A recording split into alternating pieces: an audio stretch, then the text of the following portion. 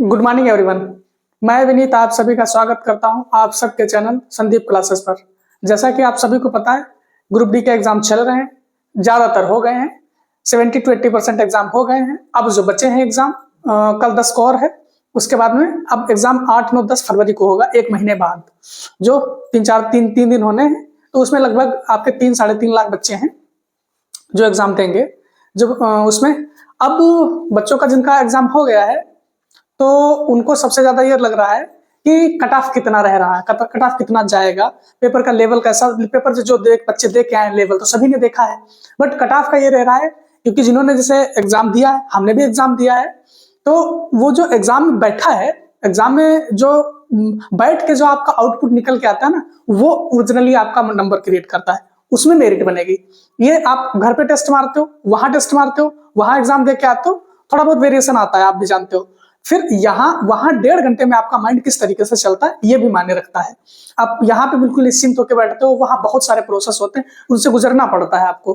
तो वहां पे जो प्रोसेस होगा और घर पे बहुत जमीन आसमान का अंतर होता है। तो वहां पे आप कितना आउटपुट दे पा रहे हो, वो सब चीजें मैटर करेंगी, वो सब आपका नंबर बताएंगे कि आप मेरिट में रह रहे हो कि नहीं रह रहे हो।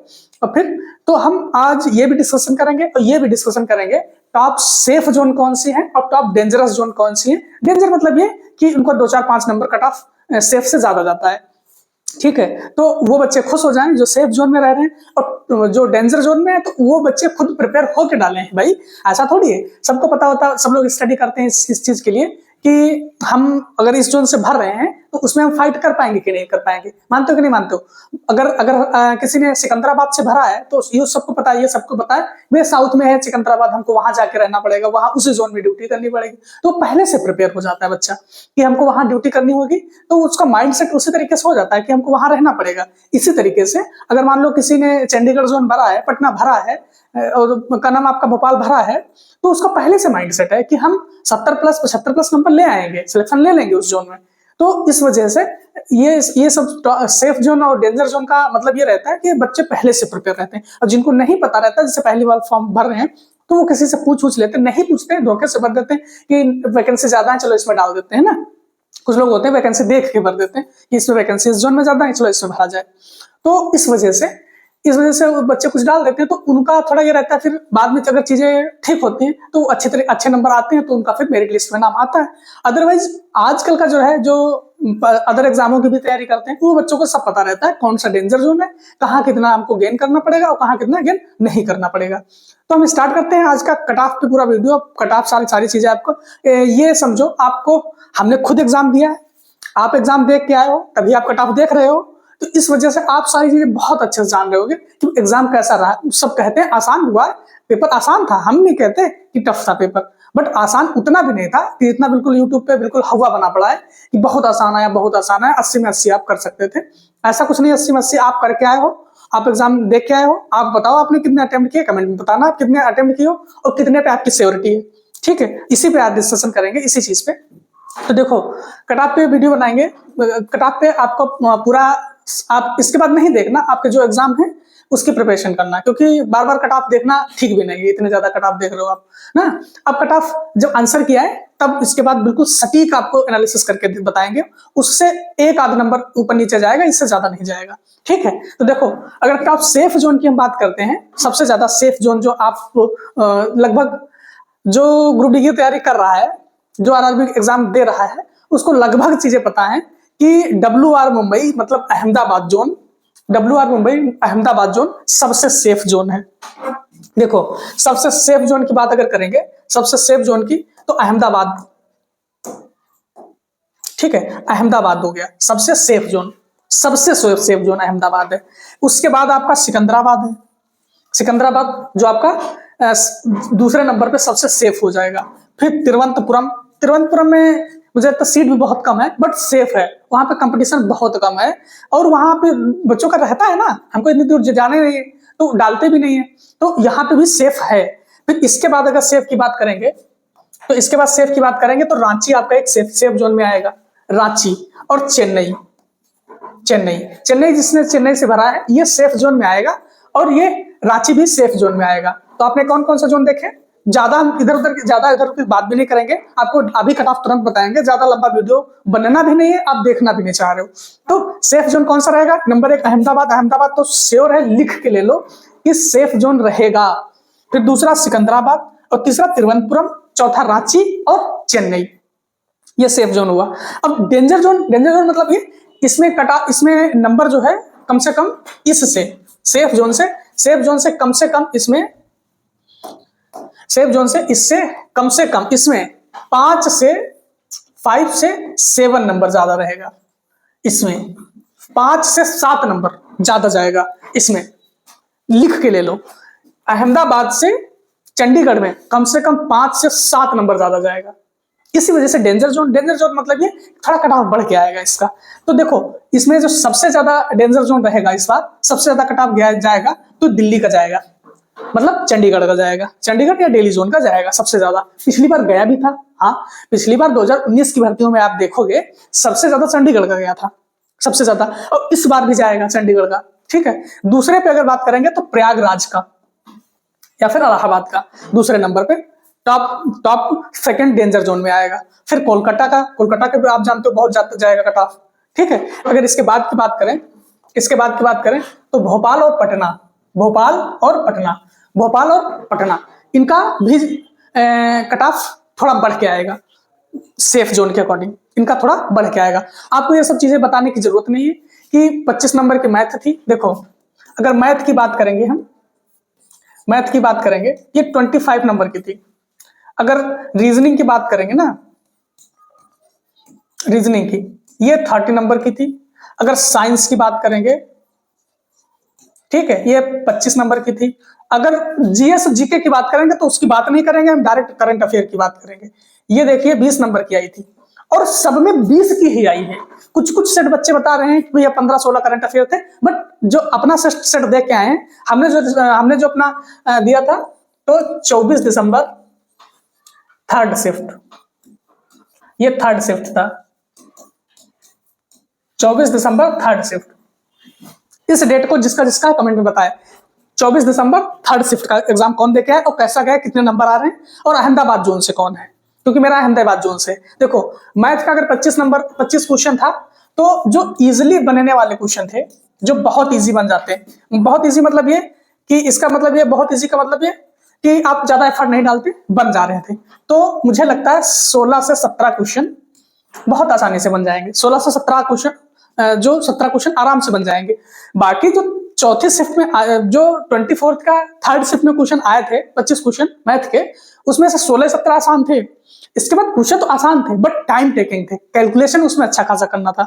ये क्वेश्चन जैसे आया था कि 25%, 30%, 35% उसमें छूट दी गई और फिर 65% उसका फायदा हुआ, तो वो किसका कितना परसेंट है। ठीक है, ऐसे से जो कैलकुलेटिव क्वेश्चन आए थे कम से कम 6 से 7 क्वेश्चन आए थे। ठीक है, 6 से 7। तो इसमें हम सेफ अटेम्प्ट की बात करें ना, ये आसानी से हो जाएंगे, ये आसानी से कर लोगे, आसानी से कर लोगे। बट इसमें जो खूब पढ़ा रहेगा बच्चा, खूब पढ़ा रहेगा तो कितना कर पाएगा? 22 क्वेश्चन, 22। देखो हम बहुत प्रॉपर की बात नहीं कर रहे हैं कि भैया जो पूरे कर लेगा, 22 से ज्यादा नहीं कर पाएगा, ये तो लिख के ले लो। ठीक है, रीजनिंग का जो बहुत ज्यादा पढ़ा होगा वो तो भैया 29 कर लेगा, बट जो हमसे हो पाए थे वो 28 हो पाए थे, 28 हो पाए थे। 28 इस वजह से हो पाए थे, एक पैटर्न वाला क्वेश्चन नहीं वो आया था और एक क्वेश्चन और था जो नहीं बन पाया था। 28 क्वेश्चन। अगर साइंस की बात करें तो साइंस आप अगर लूसेंट पढ़ के जाओगे तो मुझे लगता है 4-5 या फिर 10 के अंदर ही क्वेश्चन कर पाओगे, इससे ज्यादा नहीं कर पाओगे। जिसने एनसीईआरटी नहीं पढ़ी है वो क्वेश्चन नहीं कर पाएगा, वो उसके लायक नहीं है क्वेश्चन, क्योंकि पूरा थ्योरेटिकल क्वेश्चन था। आप क्वेश्चन पढ़ते, अगर चारों ऑप्शन नहीं पढ़ते समझ में नहीं आता इसका आंसर कौन सा है। आप क्वेश्चन पढ़ते और फिर उसके चारों ऑप्शन पढ़ो, तब समझ में आता है इसका आंसर कौन सा है। ऐसे थे क्वेश्चन 24 दिसंबर थर्ड शिफ्ट में, ऐसे थे क्वेश्चन। ये ऑप्शन नहीं पढ़ोगे तो आंसर उसका नहीं निकाल पाओगे। तो इस वजह से क्वेश्चन पढ़ना पहले पढ़ता, फिर ऑप्शन पढ़ो, फिर चारों ऑप्शन पढ़ो, तब पता चलता है हाँ इसका ये आंसर है। तो इतना आसान नहीं था जितना बिल्कुल हवा बना पड़ा है कि बहुत आसान हुआ पेपर, बहुत आसान हुआ, उतना भी आसान नहीं था। ठीक है, जो हाँ पढ़ा उसके लिए आसान था। तो मैंने रीजनिंग में किए थे, जो मैंने किए थे तो 24 किए थे, 24 क्वेश्चन हमने किए। जो बहुत पढ़ा रहेगा अब उसको बता रहे हैं कि एवरेज जो स्टूडेंट रहेगा, मान लो 22 तो सभी कर लेंगे, 22 तो सब ही कर लेंगे। अगर करंट अफेयर की बात करें तो 20 क्वेश्चन करंट अफेयर के आ रहे हैं और पल्ले किसी का नहीं पड़ रहा। 24 दिसंबर थर्ड शिफ्ट में किसका किसका करंट अफेयर में किसने अटेम्प्ट किए, सारे लोग कमेंट करो कि किसके कौन कितने अटेम्प्ट करके आया। बट जो सच में जो हमसे सही सही क्वेश्चन हो पाए हैं तो वो 4 क्वेश्चन हो पाए, 4 क्वेश्चन। बट हमने अटेम्प्ट 10 कर दिए, 6 मार दिया तुक्का, 6 मतलब अब थोड़ा डाउट था, 1-2 क्वेश्चन में डाउट था, बाकी जल्दी में लास्ट में टाइम था नहीं तो मैंने मार दिए। तो 4 क्वेश्चन में मैंने 6 क्वेश्चन में एक्स्ट्रा वो अटेम्प्ट हो गए, तो 4 क्वेश्चन ये हो गए। अब टोटल अटेम्प्ट हुआ कितना आप ऐसे ही कैलकुलेट कर लो, 22 28 50 और 50 22 72 और 4 76। ये एक अच्छे लड़के की कहानी बता रहे हैं। सेफ अटेम्प्ट कितना हो गया, सेफ अटेम्प्ट हो कितना गया, कितना हो गया सेफ अटेम्प्ट हो गया कितना, देखो 4 है। अब देखो ये अगर इसमें 4 हुआ, मान लो इसमें कोई 8 कर लिया और इसमें कम कर लिया तो ना, चलो ठीक है, ये कितना वो 50 72 और 4 76 अटेम्प्ट हो गया। ठीक, ये सेफ अटेम्प्ट है। सेफ अटेम्प्ट मतलब ये कि इतना अटेम्प्ट कर रहे हैं बच्चे। मान लो कोई बहुत बड़ा पढ़ाकू है तो कितना अटेम्प्ट कर लेगा, 4 और मान लो तो कितना हो गया, 80 हो गया, 80 हो गया ना। तो इसके अभी इसकी गारंटी भी तो नहीं है कि हमने जो साइंस में 24 किए 24 सही है। भाई मानते हो कि नहीं, मैंने रीजनिंग में किए 29 किए 28 किए तो 28 सही है, एक आध गलत हो सकते हैं, जल्दबाजी में गलत हो सकता है, सिली मिस्टेक हो सकते हैं, ह्यूमन एरर, मानते हो कि नहीं मानते हो, ह्यूमन एरर हो सकती।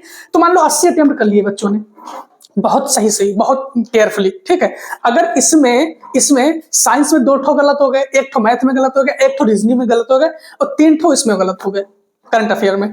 अगर मिनिमम गलती हुई 6 क्वेश्चन तो सबसे ही गलत होंगे, 6 गलत होंगे कि नहीं होंगे, 6 क्वेश्चन गलत होंगे कि नहीं होंगे, 6 तो गलत हो जाएंगे।